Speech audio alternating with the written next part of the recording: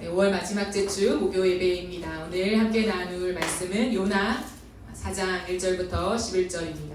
구약성경 요나서 4장 1절부터 11절까지의 말씀입니다. 우리 다 차리셨으면 한 절씩 교독하시고 마지막 절 합독하겠습니다.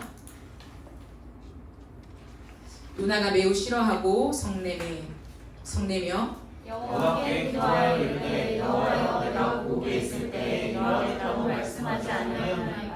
그러므로 내가 빨리 다시스로 도망하여 싸우니 주께서는 은혜로우시며 자비로우시며 노하기를 더디하시며 이내가 뜻이사 뜻을 불평하지 내리지 아니하시는 하나님이신 줄을 내가 알았음이니이다. 여호와여 원하건대 이제 내 생명을 거두어 가소서. 사는 것보다 죽는 것이 내게 나음이니이다 하니 여호와께서 이르시되 내가 성내는 것이 옳으냐 하시니라. 요나가 성읍에서 나가서 그 성읍 동쪽에 앉아 거기서 자기를 위하여 초막을 짓고 그 성읍에 무슨 일이 일어나는가를 보려고 그 그늘 아래에 앉았더라. 하나님 여호와께서 강동굴을 예비하사 문화를 가리게 하셨으니 이는 그의 머리를 위하여 그를 죽게 하며 그의 괴로움을 만나게 하려 하심이었더라. 요나가 방울로 말미암아 그에게 거하였더니 하나님이 벌레를 예비하사 이튿날 새벽에 그 박넝쿨을 갉아먹게 하심에 시드니라. 해가 뜰 때에 하나님이 뜨거운 동굴을 예비하셨고 해는 요나의 머리에 쪼이매 요나가 혼미하여 스스로 주를 구하여 이르되 사는 것보다 죽는 것이 내게 나으니라 하니라. 하나님이 요나에게 이르시되 내가 이 박넝쿨로 말미암아 성내는 것이 어찌 옳으냐 하시니 그가 대답하되 내가 성내어 죽기까지 할지라도 옳으니이다 하니라. 여호와께서 이르시되 내가 수고도 아니하였고 재배도 아니하였고 하룻밤에 났다가 하룻밤에 말라버리니 이 방울을 아꼈거든. 함께 읽겠습니다. 하물며 이 큰 성읍 니느웨에는 좌우를 분별하지 못하는 자가 12만 명이요 가축도 많이 있나니 내가 어찌 아끼지 아니하겠느냐 하시니라. 아멘. 뜻을 다해 사랑하는 것이라고 하는 제목으로 함께 하나님 말씀을 나누도록 하겠습니다.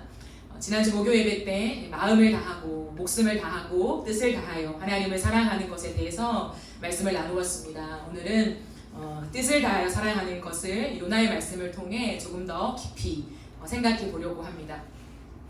우리는 일상생활에서 뜻이라고 하는 말을 곧잘 사용하죠. 우리는 뜻이 잘 맞아 혹은 우리는 뜻이 잘 안 맞아 라고 하는 말을 흔히 사용합니다.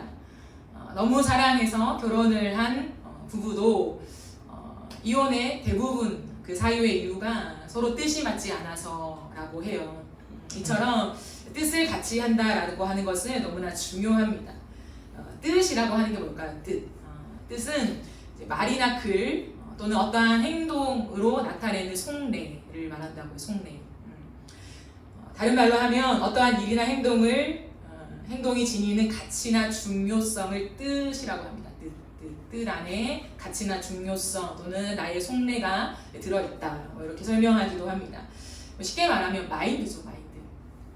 마인드가 같아야 한다는 말을 참 많이 사용합니다. 조금 더 쉽게 말하면 네가 원하는 게 뭐야? 라고 하는 질문에 대한 답입니다. 당신이 원하는 게 무엇입니까? 거기에 대한 답이 사실 뜻이라고 하는 거죠. 원하는 게 같으면 뜻이 같은 것이고 원하는 게 다르면 뜻이 다르게 됩니다.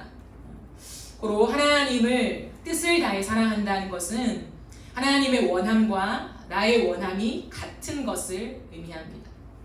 이심점심 게임이 있잖아요. 흔히 우리가 재미삼아 하는 짜장면, 짬뽕 하나, 둘, 셋 짜장면 타짜장면이에요. 네, 우리가 마음이 통하네요. 이렇게 했을 때 하나님과 내가 그걸 했다고 가정했을 때 하나님도 짜장면, 나도 짜장면 동시에 외쳤다고 생각해 볼 때 얼마나 기분이 좋겠습니까? 그렇죠? 그런데 성경을 보니까 하나님의 생각과 우리의 생각이 달라도 너무 다르다고 얘기하고 있어요. 이사야 55장 8절에서 9절 말씀을 우리 함께 읽어보실까요? 같이 읽어봅시다. 시작. 이는 내 생각이 너희의 생각과 다르며 내 길은 너희의 길과 다릅니다. 여호와의 말씀이니라. 이는 하늘이 땅보다 높음 같이 내 길은 너희의 길보다 높으며 내 생각은 너희의 생각보다 높음이니라. 어쩌면 그렇기 때문에 성경도 어차피 하나님과 우리의 생각은 다르다고 했으니 하나님의 원함과 나의 원함은 다를 수밖에 없어 라고 생각할지 모르겠습니다. 하지만 이 구절은 그것에 근거하는 성경 말씀이 아닙니다. 이것은 본질적인 의미로서 다르다라고 하는 거 아니에요. 하나님과 우리의 생각이 절대로 같아질 수 없는 뿌리 자체가 다르다라고 하는 것을 설명하고 싶은 것이 아니라 하나님의 생각은 우리의 생각보다 훨씬 더 깊고 넓다라고 하는 것을 말해주길 위하는 그런 말씀입니다. 그럼 우리가 일반적으로 사람을 사귈 때도요, 나보다 깊이 있는 사람 만날 적이 있죠. 나보다 이렇게 좀 뭔가 심오해 보이는, 깊이 있게 생각되는 그런 사람과 치밀한 교제를 나눌 때에 그 사람이 가진 생각을 따라가고 싶은 열망이 생겨요. 저 사람이 생각하는 대로 내 뜻을 실어서 함께 가고 싶다 하는 마음이 생겨요. 일을 하다가도 내가 하는 이 분야에서 전문성이 있는 사람을 만나면요, 그 사람이 코칭해줄 때 저 코칭대로 따라가고 싶다라고 하는 마음이 생기게 된다라고 하는 거예요. 이건 지극히 정상적인 일반적인 생각입니다.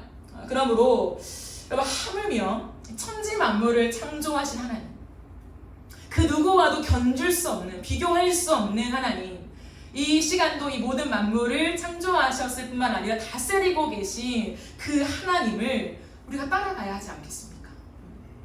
그러게 우리가 전심으로 또 기꺼이 오늘 찬양한 것처럼 즐거이 하나님의 뜻을 따라가려고 하는 것이 바로 뜻을 다해 하나님을 사랑하는 것입니다. 하나님을 사랑하면 사랑할수록요, 하나님이 원하시는 걸 나도 원하게 돼요. 하나님이 아끼는 것을 나도 아끼게 되고요. 하나님이 하고자 하시는 일을 나도 하고 싶어져요. 그리고 하나님이 사랑하시는 것을 나도 사랑하게 되는 거죠.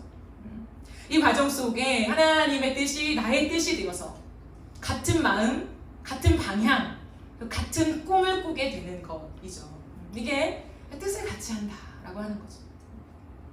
여러분, 우리가 미술 시간에 데칼코마니 기법을 사용해서 무언가를 만든 적이 있죠. 아시죠? 데칼코마니.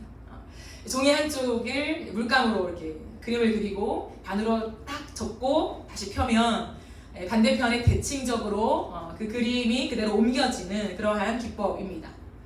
하나님이 우리의 인생에 하나님의 뜻을 차곡차곡 다 그려놓으시고 반으로 딱 접은 다음에 폈을 때 그 하나님의 뜻이 고스란히 내 인생에 옮겨진다면 얼마나 좋을까요? 그죠? 상상만 해도 기쁠 것입니다. 그러나 하나님은 그 방법을 사용하지 않으신다는 거예요.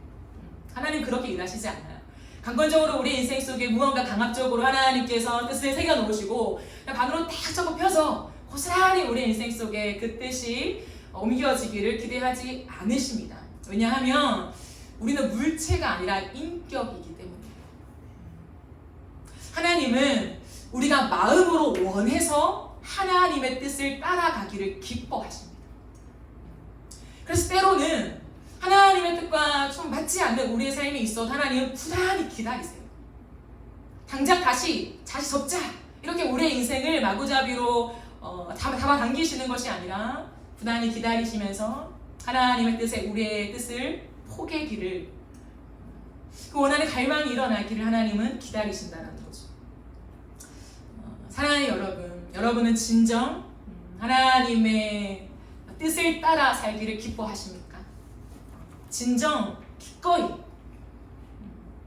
정말 즐겁게 내 인생이 정말 하나님의 뜻을 따라 살고 싶다 라고 하는 기쁨이 여러분 마음속에 있으십니까? 우리 안에 하나님의 뜻을 따르려는 원함이 회복되어야 해요. 하나님의 뜻을 따라 살고 싶다, 하나님의 뜻이 내 뜻이 되었으면 좋겠고 내 뜻이 하나님의 뜻이 되었으면 좋겠다라고 하는 그 강렬한 열망이 우리의 가슴을 채워야 해요. 그 원함의 회복. 그럼 그것은 당연하게 주어지는 게 아니에요. 왜? 우리는 죄인이기 때문에. 그 원함이 회복되어야 한다라고 하는 거죠. 오늘 본문은 하나님의 뜻이, 하나님과 뜻이 다른 요나를 하나님께서 어떻게 다루어 가시는지의 여정을 보여주고 있습니다. 여러분이 잘 알다시피 요나는 선지자였죠. 하나님은 요나를 어디로 보내셨습니까? 니느웨로 보내셨어요. 왜냐하면 니느웨가 이방 땅이었고 하나님의 말씀과 벗어난 그런 악한 행위들을 했기 때문에 하나님의 심판이 주어질 수밖에 없었어요. 그래서 하나님께서 심판을 하셔야 하지만 본심을 심판하고 싶지 않으신 거죠. 그렇기 때문에 요나라고 하는 선지자를 통하여서 니느웨로 가서 하나님의 심판을 전하기를 기대하셨어요. 왜? 그대로 심판을 고스란히 하고 싶어서가 아니라 하나님의 심판이 임한다라고 하는 그 얘기를 들으면 그 경고와 함께 삶을 돌이키기를 너무 기대하신 거죠. 그래서 요나 선지자를 선택하셔서 하나님이 니느웨로 가라라고 말씀하셨습니다. 그런데 니느웨는 아수르의 성이에요. 아수르의 수도입니다. 아수르는 북이스라엘을 많이 괴롭혔던 나라로 지목되고 있어요. 어쩌면 북이스라엘 사람이었던 요나 입장에서는 니느웨가 달갑지 않았겠죠. 게다가 하나님의 뜻과 어긋나는 삶을 살아가고 있고 하나님의 심판대 위에 놓여있는 그런 민족이기 때문에 더더욱 그의 마음이 가지 않았을 것입니다. 그런데 요나가 그것을 너무 싫어한 나머지 하나님의 뜻과 다른 길로 가려고 해요. 그래서 니느웨로 가라고 했는데 어디로 가는 배를 탑니까? 반대 방향인 다시스로 가는 배를 타버려요. 그 가운데 풍랑을 만나죠. 요나는 알고 있습니다. 자기 때문에 풍랑이 일어났다는 사실을.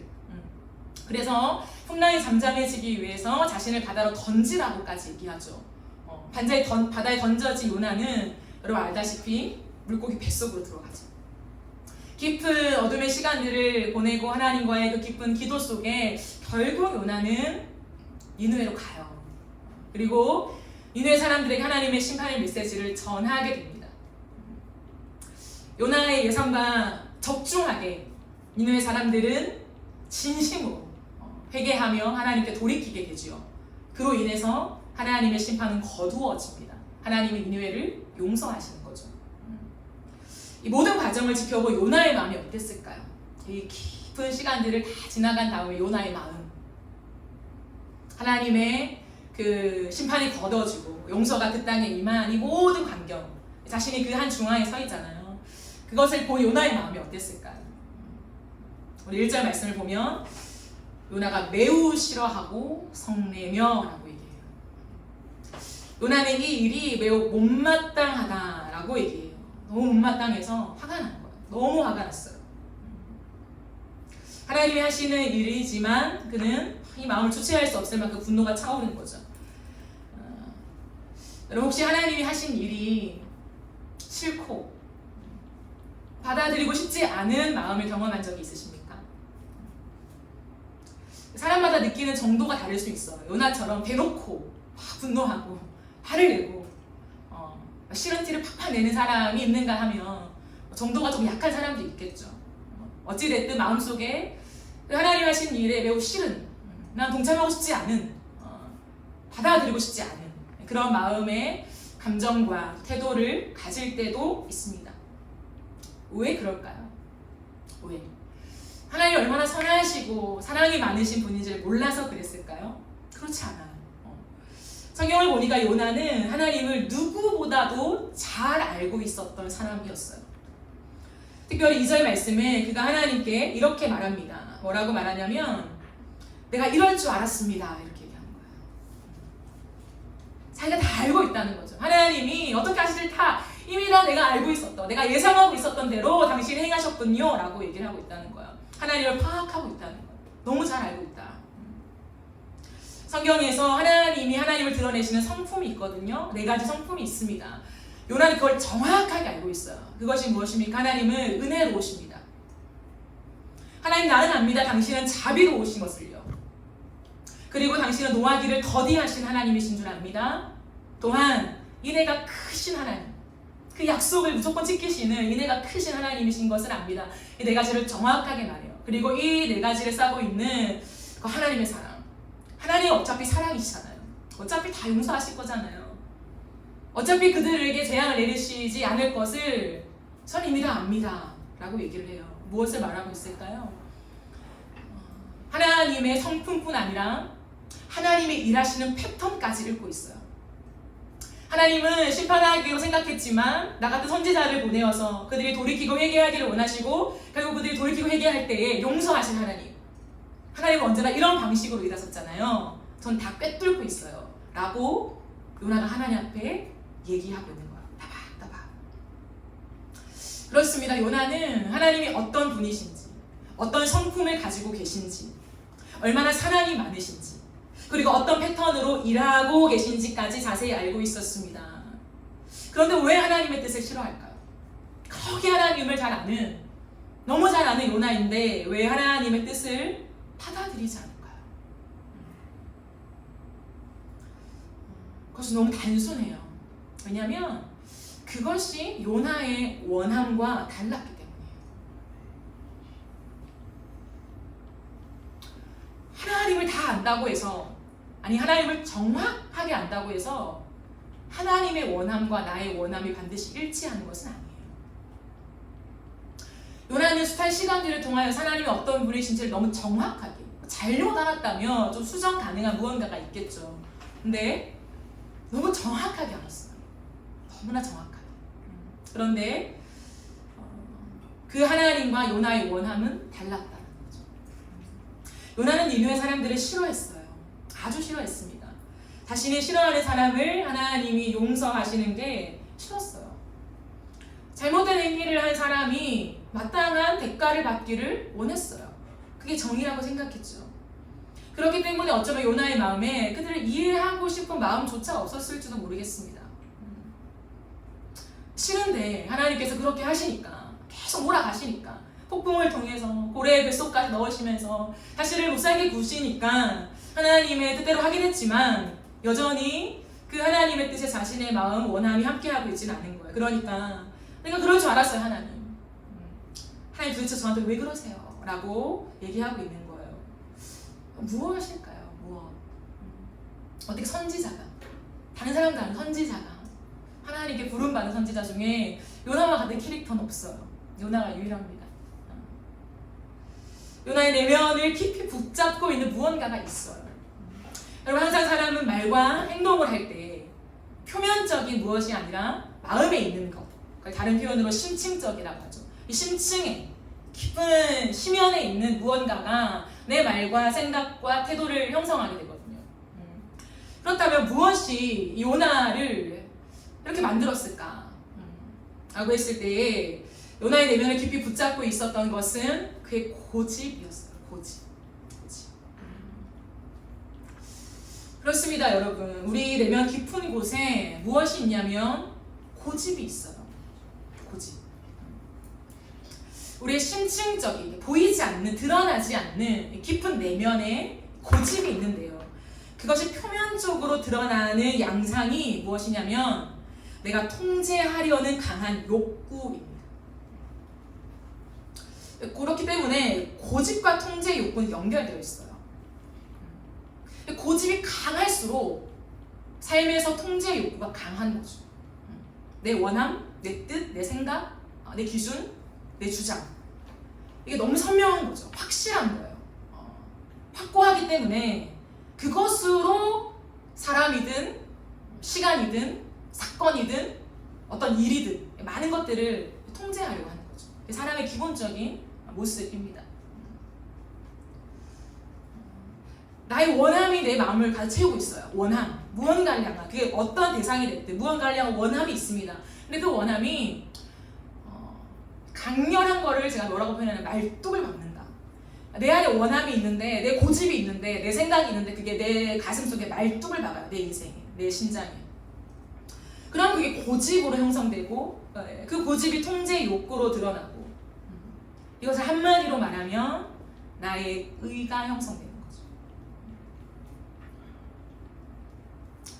오늘 이 그렇게 길지 않은 4장, 하나님과 얘기하는 사실 짧은 대화이잖아요. 그런데 이 짧은 대화에 개역 개정으로는 하나님 내가 이렇게 하는 요나의 표현이 5번 등장하는데 히브리어 원문에는 9번 등장합니다. 이 짧은 하나님과의 대화 속에 요나가 계속 강조하는 건 뭐냐면 하나님 내가요. 무엇을 말해줍니까? 나에게 집중되어 있는 것을 얘기하는 거죠. 요나의 삶은 자신이 너무 중요했던 거죠. 자기로 집중되어 있는 삶을 요나는 살아왔어요. 그것을 좀 다른 말로 하면 자기 속으로 구부려진 사람, 누군가 이렇게 표현하더라고요. 자기 속으로 다 구부러져 있어요. 자기 중심적이죠. 모든 상황과 생각들을 자기 중심적으로 생각하는 거죠. 나의 원함이 너무 강한 것입니다. 이것은 단순한 취향의 문제가 아니에요.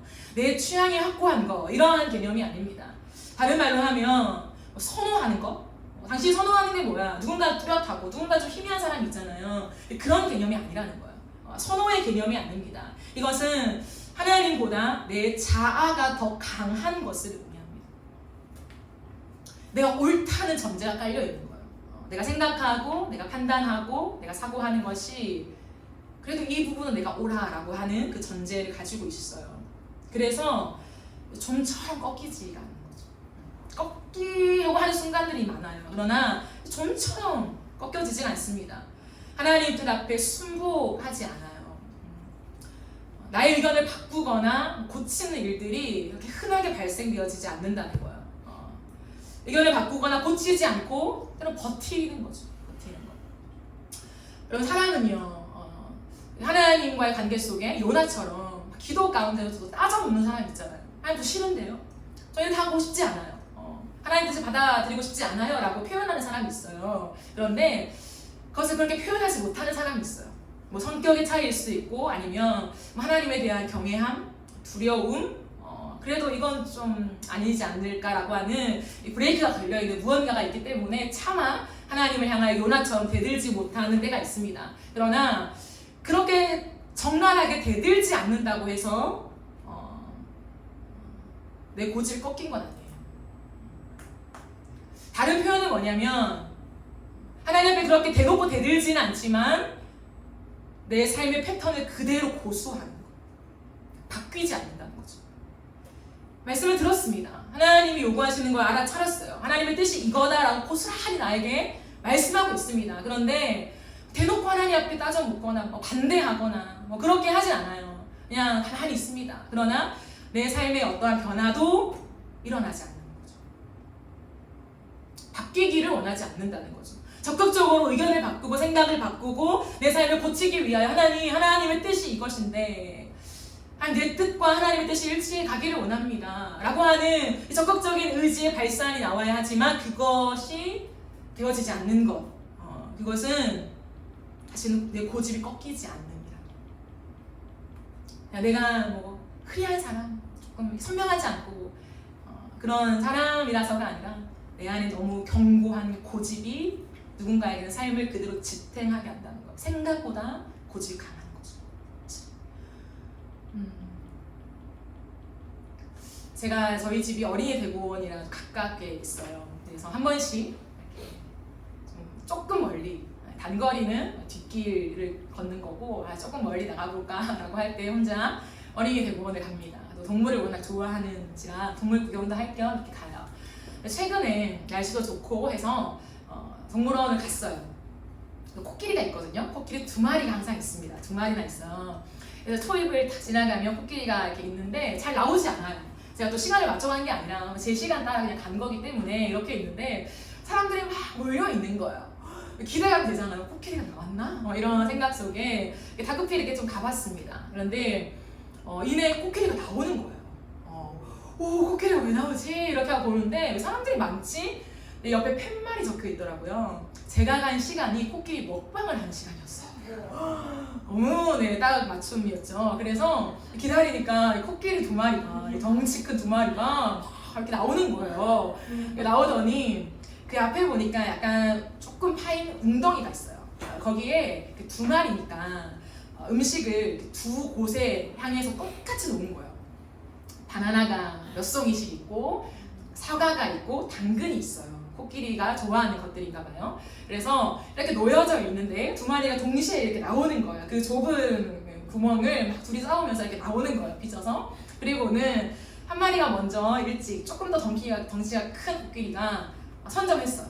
이 자리를. 그리고 생각할 때 분명히 코끼리도 눈이 있을 것인데 그리고 후각이 굉장히 발달했잖아요. 먹으러 나온 건데 그러면 여기도 있고 여기도 있으면 여기가 먼저 누군가가 선점했으면 이쪽으로 가야 할 거 아니에요.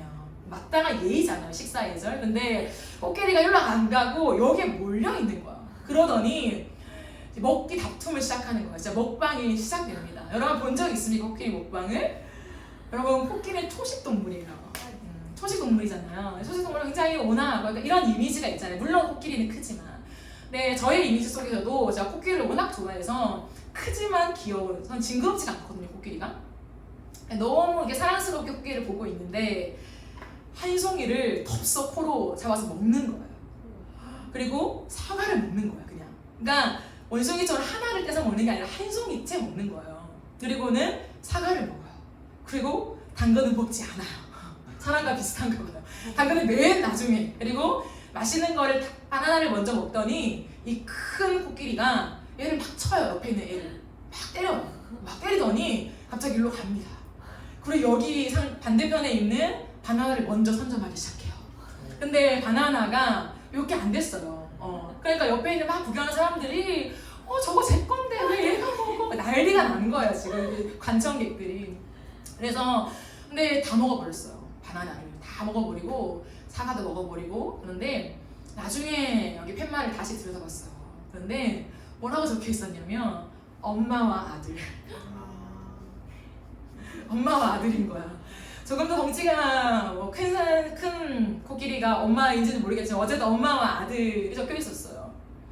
제가 그걸 재미있게 이렇게 많이 관찰하다가 그 팻말까지 보고 이렇게 거닐면서 많은 생각을 했어요. 근데 처음에 너무 웃긴 거예요. 그게 내가 먹방을 본 것도 신기하고 웃긴데 혼자서 이렇게 산책을 하면서 드는 생각이 뭐냐면 어쩌면 그 코끼리가 내 모습 같다라는 생각을 해보게 되었어요.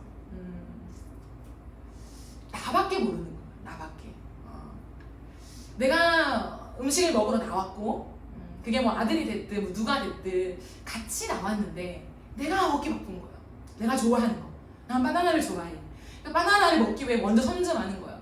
당근도 먹으면 배가 좀 찰 텐데 당근은 맨 마지막에 여기까지 다 먹고 당근을 먹기 시작하더라고요. 코끼리가. 어쩌면 그게 내 모습이 아닌가.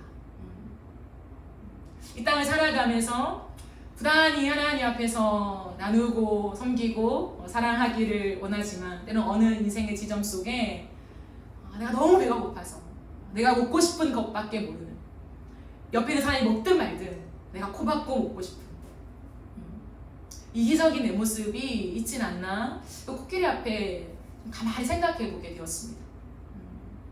나 중심적인 모습인 거죠. 모든 걸 나에게 맞추는, 시간도 물질도 뭘 하는 것도 다 내 중심에 대해서 생각하는 것들이 아직도 내 안에 어쩌면 고집으로 남아있지 않나 라고 하는 생각을 그 산책 속에서 하게 되었습니다. 그런 거죠. 사람이 많은 과정을 통해 성숙해요. 나는 뭐 큰 욕심도 없고 탐심도 없고 나는 괜찮은데 라고 생각할지 모르겠지만 어느 순간에 어느 지점에 상황이 될 수 있죠. 내가 정말 배가 고플 때, 아니면 내가 좋아하는 음식이 나왔을 때. 저도 좋아하는 음식에서는 조금 더 많이 먹는 편이에요. 그런 부분에서는 상대방이 먹든 말든 어쩌면 내 것을 먼저 챙기는 모습이 제 안에 있을 수 있겠다. 있는데 나만 알아차리지 못할 때도 있을 수 있겠다. 코박고 먹느라. 이런 지점들을 우리가 좀 돌아보게 됩니다. 왜냐하면 이게 요나의 모습이고, 요나의 모습은 요나만이 아니라 나의 모습이기 때문이죠. 어떻게 선지자가 이래? 이게 아니라 그 요나의 모습 그대로 그 안에 정말 강력하게 있는 그 고집의 뿌리가 여전히 내 안에도 존재하고 있다라고 하는 거죠. 요나는 그게 얼마나 싫었든지 하나님께 이렇게 말해요. 하나님 저 죽여주세요. 이렇게 말해요. 대단하죠. 그 하나님 앞에, 하나님 내가 살 이유가 뭐가 있으니까 죽여주십시오 라고 얘기를 해요. 왜 생명을 거두어달라고 기도할까요? 진짜 죽고 싶어서? 그건 아닐 거예요. 그거 왜? 하나님 속을 긁는 거죠. 여러분 혹시 그럴 때가 있지 않습니까? 내가 싫고 화가 나고 분노가 치밀어 오르면 상대방을 막 긁고 싶을 때가 있어요. 참 못된 마음이지만 막 못된 말을 해요. 어떻게 하면 더 센 말을 할까? 어떻게 하면 저 사람 마음에 상처를 줄까? 한 방 먹일까? 막 이러한 우글거리는 마음이 올라올 때가 있습니다. 저만 그런지 모르겠지만 그럴 때가 사람은 참 악해요. 요나는 어쩌면 하나님의 속을 팍팍 긁고 싶은지도 모르겠어요. 하나님 한번 보세요. 이런 거 있잖아요. 최대한 하나님 앞에 못된 말을 하려고 하나님 죽여주세요. 하나님께서 요나에게 말씀하세요. 요나야, 네가 성내는 게 옳니? 오라? 이게 맞냐? 라고 질문하세요. 근데 요나가 어떻게 반응하는 줄 알아요? 요나야 오라 라고 하시는데 하나님의 말을 무시해버려요. 대꾸도 안 하고요. 씩씩거리면서 그곳을 빠져나와 그 일을 뒤에서 지켜봅니다. 이 니느웨 백성들이 어떻게 되려나 이렇게 지켜보고 있죠. 하나님의 모습이 참 기가 막히다고 생각해요. 이러한 모든 성향을 가진 요나를 가장 잘 아시는 분이 누구십니까? 하나님이에요. 하나님은 누군가를 붙잡아서 선지자로 세울 수 있는 분이시잖아요. 요나가 특별해서가 아니에요. 하나님이 선택했기 때문에 특별한 거죠. 이런 지독한 고집을 가진 자기밖에 모르는 요나를 하나님은 선택하지 않으셨을 수도 있어요. 다 아신 하나님이 뭐가 아쉬워서 요나 같은 사람을 선택했겠습니까? 그리고 어쩌면 기대감을 가지고 선택했는데 이 과정 속에 다시스로 가는 배를 타고 고래 배 안에서도 회개했더니 또 똑같이 씩씩거리고 하나님께 대들고 하나님의 말씀을 무시하고 한 요나를 내버려 둘 수도 있어요. 그래 너 알아서 해라. 난 니느웨를 용서했으니 끝났다. 내 과업은. 라고 생각하면 그냥 지나칠 수도 있습니다. 그런데 하나님께서요 요나를 포기하지 않으세요. 어쩌면 이 모든 과정이 니느웨를 다시 회복하고 살리고 용서하고 싶은 하나님의 마음일 수도 있지만 또 한켠에는 요나를 향한 요나의 인생을 향한 하나님의 큰 확성기 같이 요나야 이것 좀 들어줘 이걸 기억해 라고 하는 인생을 향한 확성기처럼 이 사건을 사용하고 계신지도 모른다는 생각을 하게 되었습니다. 하나님은 요나를 다루어 가십니다. 씩씩거리며 하나님 앞에 무시하고 떠난 그 요나를 다루어 가시면서 한 이야기를 들려주죠. 박농쿨입니다. 하나님께서 조용히 요나를 위해 박농쿨을 예비해요. 기가 막히지 않습니까? 저 같으면 어떻게 해서든 요나를 한번 콱 치고 박아서 깨닫게 할까 이런 마음이 들 수 있는데 하나님은요 그 대양볕에 있는 요나 그 요나를 위해 박농쿨을 예비하세요. 그래서 요나의 머리 위에 그늘이 지게 하시면서 편안하게 쉬도록 하십니다. 그 시간들을 걸어온 그리고 어쨌든 말씀을 전했잖아요. 그렇게 열심히 하나님의 사역을 감당한 요나를 위해서 박농쿨을 예비하십니다. 그 박농쿨 하나로요 씩씩거렸던 요나가요 매우 기뻐하였다고 나와 있어요. 참 웃기죠. 인간은 아이러니합니다. 기뻐해요. 박농쿨 하나로 너무 기뻐합니다. 그런데 다음날 동이틀 무렵에 하나님이 벌레 한 마리를 보내요. 그리고 벌레가 박농쿨을 다 갉아먹습니다. 그러니까 박농쿨이 시들었겠죠. 다시 동풍이 불어서 태양볕이 자신의 얼굴을 감당합니다. 그러니까 얼마나 뜨겁겠어요. 그러니까 요나가 짜증을 내요. 박농쿨 어디 갔어? 왜 또 햇볕이야? 라고 하면서 짜증을 내면서 하나님 앞에 또 대들어요. 하나님, 박농쿨 어디 갔어요? 하나님 저 너무 힘들어요. 너무 지쳐요. 더워요. 절 죽여주세요. 또 이렇게 말해요. 스스로 죽기를 구하시죠. 참 사소한 일상이에요. 그죠?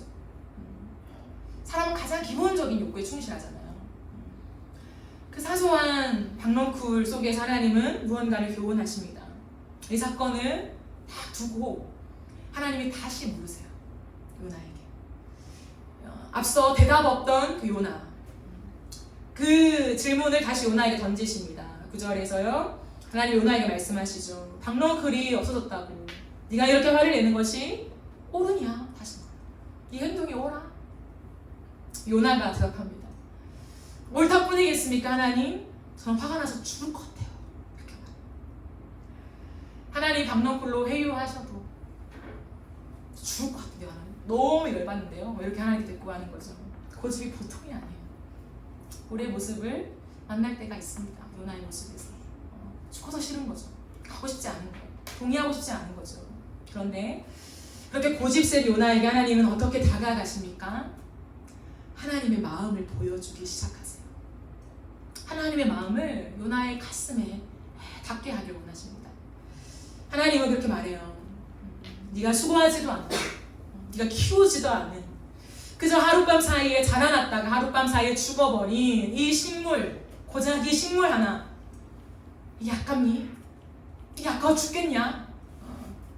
하물며 네가 이 식물도 그렇게 아끼는데 하물며 이곳에는 좌우를 분별하지 못하는 사람들이 12만 명이나 있다. 뭐가 뭔지 몰라서 하나님의 뜻이 뭔지, 하나님 살아계신지, 하나님이 어떤 성품을 가졌는지, 무엇이 옳고 그른지를 정확하게 알지 못하는 그러한 사람들이 12만 명이나 있다. 그런데 내가 어떻게 아끼지 않겠냐 라고 말해요. 그리고 여기서 아끼다라고 하는 단어는요, 무엇을 위하여 눈물을 흘리다라고 하는 거예요. 요나야, 나는 이들을 위하여 눈물을 흘리고 있다라고 말해요.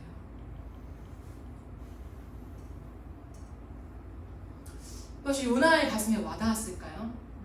참 흥미로운 것은 뭐냐면 요나의 결말이 열린 결말이에요. 그리고 끝나요.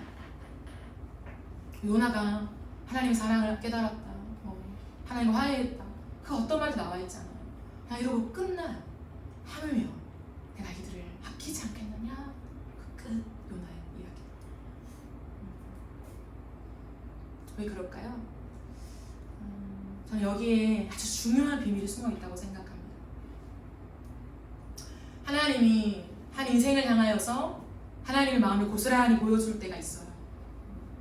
나는 이 영혼들을 향하여 네가 그 무엇을, 이거가 비교할 수 없는 그것을 아끼는 것, 나는 그거가 비교할 수 없을 만큼 이 사람들을 아낀다, 정말 사랑한다, 이들을 위하여 나는 눈물을 흘린다 라고 하신 하나님의 마음이 전달돼요.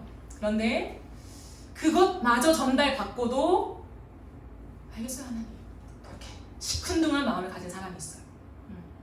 여전히 앞선 요나의 마음을 견지하는 사람이 있다는 거죠. 그런데 누가 이 하나님의 마음을 고스란히 보여줬을 때에 그것이 그 하나님의 마음이 이해가 아니라, 하나님 그렇군요, 내가 박렁쿨을 아끼는 것처럼 이 사람들을 아껴서 그러시군요, 알겠습니다.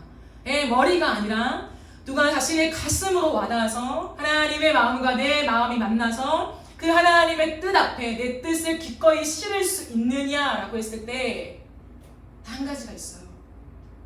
분별하지 못한, 좌우를 분별하지 못한 12만 명 안에 내가 있다는 것을 깨닫는 사람, 그 사람만이 아끼지 않겠냐라고 하신 하나님 말씀 앞에 순복하게 되어 있어요. 무릎이 탁 꺾이는 거예요. 하나님의 가슴과 만나는 시점을 얻게 됩니다. 요나는 하나님의 사랑을 독점하고 싶었어요. 아니, 자신을 향한 하나님의 사랑이 당연한 줄 알았어요. 감사하고 너무 좋고 은혜, 하나님과 나의 관계 속에 찬양하면서 그 구원을 노래했죠. 그러나 그 사랑이 다른 사람에게 동일하게 향한다는 것에는 마음을 두지 못했어요. 머리가 알죠. 하나님 사랑하신다, 하나님은 자비로우시다, 하나님 모든 사람을 용서하게 원하신다. 그걸 모르지 않아요. 너무 뚜렷하게 알고 있습니다. 명확하게 이해하고 있습니다. 그러나 가슴으로 단 한 번도 그 사람들이 나와 똑같다라고 하는 것을 느껴본 적이 없는 거예요. 그리고 화가 날 뿐이죠. 하나님을 알면 알수록. 그리고 그 하나님 앞에 내 뜻이 실어질 수 없는, 하나님의 여전한 평행성을 유지하는 그 지점을 계속 걸어가게 되는 거예요. 저는 아마도 다른 성경에서 요나가 등장하니 요나는 후자이지 않았나 생각해요. 어쩌면 그 12만 명, 멸망당하고 죽어야 마땅한, 왜 하나님은 그들을 사랑하십니까? 라고 되들었던 그 사람들이 내 모습이었구나 라고 하는 그 지점을 지나가지 않았나 생각해요. 우리도 그럴 때가 있지 않습니까, 여러분? 참 아이러니하지만 하나님의 은혜와 무한하신 사랑과 내가 아무리 실패해도 오늘 또 용서할 수밖에 없는 하나님의 사랑을 우리 너무 잘 알고 있습니다. 정말 벅차지만 그래도 하나님은 내가 어떠한 죄를 지어도 날 사랑하실 거야, 날 받아주실 거야, 날 이해하실 거야, 난 하나님의 그늘 아래 있어 라고 확신하는 그 믿음이 우리 안에 있을 것입니다. 그러나 그 마음 그대로 나를 향해서 여전히 사랑하시고 나를 붙잡아서 선택하신 그 사랑 그대로 또 다른 사람에게 하나님의 눈물과 그 하나님의 긍휼이 흐르고 있다는 것에는 무감각한 채 우리가 살아가고 있는지도 모르겠습니다. 나는 특별해서가 아니잖아요. 다른 사람과 구별돼서 하는 구원받아야만 하는 어떤 근거가 있기 때문이 아닌데 우리 여전히 하나님과 나의 사이에 그 사랑을 껴안고만 있는 고여있는 사랑 안에 내가 머물기를 기대하는 이기적이고 고집스러운 마음이 우리 안에 있는지도 모르겠습니다. 그러니 나를 향한 하나님의 사랑, 나를 향한 주님의 놀라우신 은혜는 벅차게 찬양해요. 그러나 다른 사람을 향해 내가 마음을 두지 못하는, 관심도 없는, 그러거나 말거나 하는 그 누군가 대상이나 영역이나 그곳을 향한 하나님의 마음이 전달되고 있다는 사실을 전혀 궁금해하지도 않는, 알고 싶지도 않는, 그 마음이 나에게 닿지 않을 때 괴로워하지도 않는, 나에게는 그런 마음이 없어요. 나는 거기다 감동이 없는 걸로 끝내버리는 우리의 모습은 아닌가 생각합니다. 그것은 뜻을 다하지 못한 사랑이다. 뜻을 다한다는 것은 오늘도 그 하나님의 사랑 앞에 내 마음을, 내 궁금증을 다시금 실어서 하나님, 나에게 주신 하나님의 사랑, 하나님 왜 나였습니까? 하나님 이 사람도 아니고 왜 나입니까? 내가 하나님의 더 잘난 것이 없는데 왜 나입니까? 부모의 어떠한 공헌? 그것이 아니에요, 여러분. 하나님의 은혜가 나에게 온 것에 대한 그 감격을 가지고 하나님 또 나와 같은 누군가를 향해 주님의 아까워하시는 마음, 긍휼히 여기시는 마음, 울고 계신 그 눈물이 어디 향해 있습니까? 라고 하는 기도조차 드리지 못하는 우리의 마음이라면 뜻을 다한 사랑을 하지 못하고 있는 것이라는 거죠.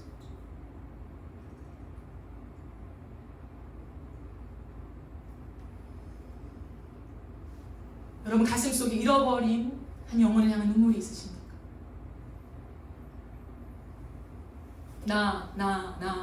나를 사랑하심, 나의 사랑하심 알고 그것을 뛰어넘어서 이 세상 속에 내 곁에 있는 직장이나 일터나 그 어느 자리든 나를 바라보시는 그 하나님의 질긴 사랑, 끊을 수 없는 사랑, 하나님의 일방적인 사랑, 나를 고집하시는 사랑, 그 사랑이 동일하게 흐르고 있는 그 잃어버린 영혼을 향한 눈물이 있으십니까?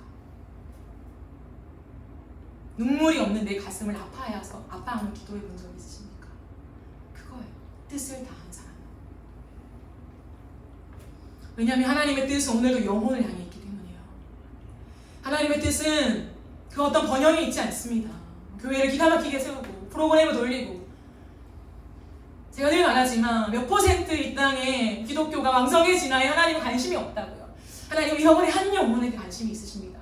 이 시간들을 지나갈 때 우리는 아무도 몰라요. 하나님이 지금 구원하실 한 사람이 누구인지 아무도 몰라요. 그러나 우리는 그것을 알길 원해 가는 게 아니라 내 옆에 두신 사람이 그 사람일 수도 있는, 아니 그 사람이었으면 좋겠는 그 긍휼의 마음을 가지고 기도하는 거예요. 당장 이 사람이 내가 복음을 전해서 교회에 오라고 얘기해서 교회를 오지 않아도요, 5년 10년이 지나도 이 사람이 교회에 오지 않아. 그렇다고 우리가 전도하지 않는 것이 아니라, 그 사람을 향한 마음을 품지 않는 것이 아니라 10년을 붙잡고 기도했다면 아니 11년째 하나님 올해 이 사람이 돌아오지 않을까요? 아니 나와 같은 하나님의 그 끝없는 사랑이 이 사람이 흐르길 원합니다 라고 하는 그 마음을 가지고 하나님의 뜻 앞에 내 뜻을 포기해 얻는 그 가슴이 우리 안에 있어야 한다는 거예요. 여러분, 왜 우리가 믿음으로 잘 살아야 합니까? 왜 우리가 성장을 해야 해요? 여전히 부족하고 하나님은 동일하게 우리 사랑하십니다. 오늘이나 10년 후나 20년 후나 내가 죽기 직전이나 만약에 나의 오늘 이 모습 그대로여도 하나님 우리를 사랑하실 거잖아요. 우리를 천국으로 인도하실 거잖아요. 우리를 여전히 당신의 품으로 안으시며 은혜해 주시고 피로를 지우시고 우리의 인생을 인도하실 거잖아요. 그런데 왜 우리가 두 주먹을 불끈 쥐고 오늘이라는 시간을 소중하게 여기며 하나님의 말씀을 알기 위해 다름질하며 나의 이기적인 욕망들을 걷어내고 욕심을 회개하고 내 안에 있는 고집들이 꺾여지기를 하나님께 간구하며 그렇게 말씀과 기도로 하나님 앞에 부단히 예배하는 그 예배자로 세상을 신음하며 살아가야 할까요? 왜요? 왜? 그것은 나 때문이 아니라 나를 통하여, 요나를 통하여 니느웨 백성들을 건지시길 원하는 것처럼 나를 통하여 주님의 그 아까워하는 눈물이 머물러 있는 한 영혼을 건지기 위한 하나님의 마음 때문에 그런 것입니다. 하나님 하나님 왜 우리를 구원하셨습니까? 왜 우리를 먼저 구원하셨어야만 했습니까? 그 어떤 근거가 없다고요. 그러나 단 하나 이유는 있습니다. 그 이유는 뭐냐면 먼저 부름받은 저와 여러분을 통하여서 또 다른 사람을 구원하기 원하시는 하나님의 그 뜻이 있기 때문이에요. 그게 하나님의 유일한 뜻이요 유일한 눈물입니다. 근데 우리는 그 눈물에는 관심이 없고 그 뜻에는 관심이 없고 하나님 하나님 내 앞길, 하나님 내 집안, 하나님 내 거, 내 소유, 내 앞길에 대한 보장, 하나님 그 뜻이 무엇입니까? 그 뜻을 알려주세요. 그 뜻대로 가겠습니다 라고 하는 어쩌면 너무나 편협적인 기도 안에 머물러 있는 신앙은 아닌가 오늘 우리가 돌아보길 원해요. 시대가 아무리 힘들고 어려워도 교회는 우리 교회 안에 가두시면 안 됩니다. 우리 교회 너무 중요하죠. 소속감과 공동체십은 너무 중요합니다. 그러나 그것이 우리만의 리그가 되면 안 돼요. 우리만의 잔치가 되면 안 된다고요. 우리끼리 하나님의 사랑, 하나님의 은혜, 하나님의 감동 너무 좋아요 로 끝나면 안 된다고요. 그 은혜를 아는 사람은 오늘 다시 내 삶을 일으켜 세워서 하나님을 전하기 위하여 내 삶을 실험해 가는 거예요. 여러분, 지식이 있다고 온전하게 전달되는 것이 아니에요. 지식이 없어도 삶으로 살아내는 사람의 인생 속에 향기를 맡게 된다고. 어디를 가든 회사에서, 가정에서, 내 일상에서 어떤 모드를 변경하지 않고 직장 모드, 교회 모드, 가정 모드로 변화되는 사람이 아니라 동일한 사람, 동일한 모습, 동일한 비전, 동일한 뜻을 가지고 하나님께 맞추는 그 사람에게 세상은요 그리스도의 향기를 맡아요. 사람들도 다 압니다, 여러분. 요즘 사람들은요 더 똑똑하고 더 세밀하고 관찰력이 좋아요. 안 보는 것 같지만 다 지켜봅니다. 너랑 나랑 무엇이 다른지, 교회랑 나랑 무엇이 다른지. 그렇기 때문에 우리는 오늘도 나의 어떠한 보여지기식의 어떠함에 머무르는 것이 아니라 내 존재, 나라는 사람이 풍기는 향기가 어떤 향기가 나는지를 맡을 수 있어야 돼요. 코끼리와 같은 모습이 아니라 누군가를 지켜본다고요. 내 모습이 코끼리 같진 않은 거예요. 나는 모르고 금식만 먹기 바쁘지만 주변에 선 사람들은요 지켜본다고요. 저 코끼리가 먹을 값에 어떻게 하는지, 왜 싸우고 있는지, 왜 치고 있는지 다 본다고요. 오늘 우리는 이 말씀 앞에 이 한 가지를 점검해 보길 원합니다. 뜻을 다하여 사랑한다는 게 뭘까? 하나님의 뜻은 변함이 없어요. 영혼 구원입니다. 나와 같은 또 한 명의 영혼. 오늘 찬양에 굉장히 감사해요. 왜 똑같을까요? 감동이 똑같을까요? 성령 앞에 우리의 뜻을 맞추기 때문이라고 저는 생각해요. 우리 어떠함이 아니라 오늘 이곳에 성령께서 우리에게 말씀하고 싶은 그 메시지 한 가지입니다. 영혼을 향한 눈물의 기도가 있는가?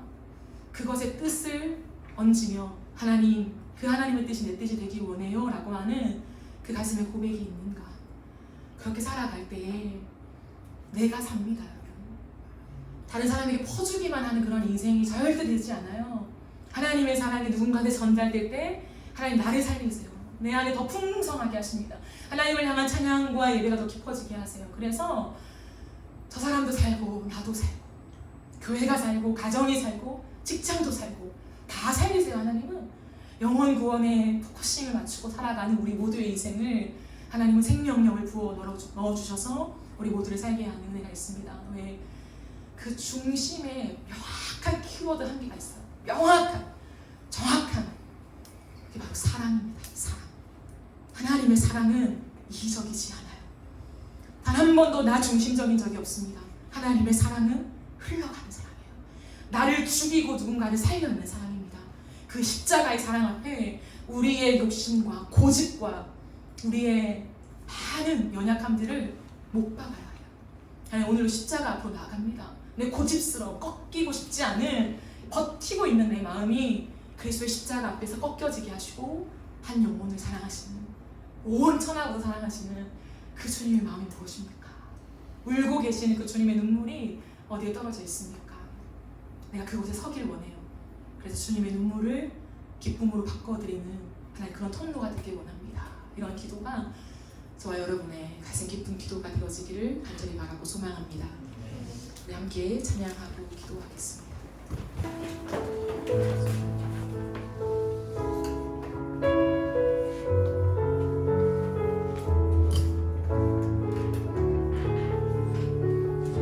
아버지 당신의 마음이 있는 곳에 아버지 당신의 마음이 있는 곳에 나의 마음이 있기를 원해요.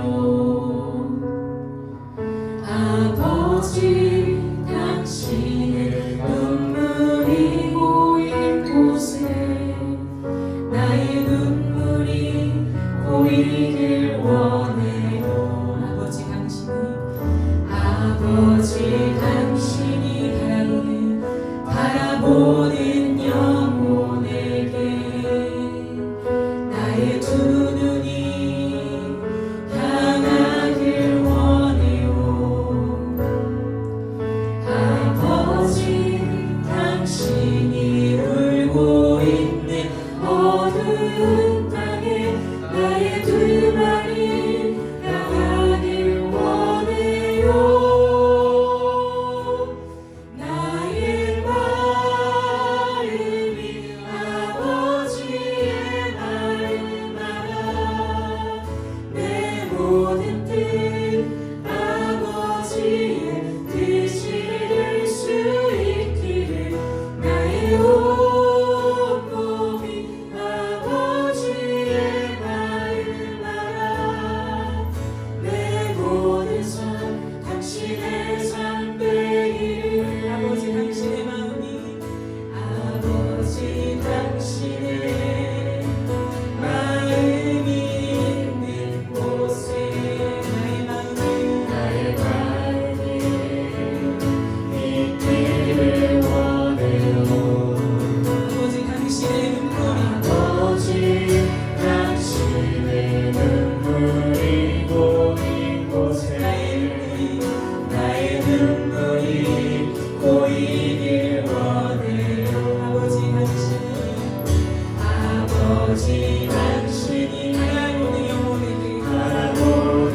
영혼에게 나의 두 눈이 향하길 원해요. 아버지 당신 울고 있는 어두운 나의 두 발이 향하길 원해요. 나의 마음이 아버지의 마음 알아. 내 모든 뜻 아버지의 뜻이 될 수 있기를 나의 온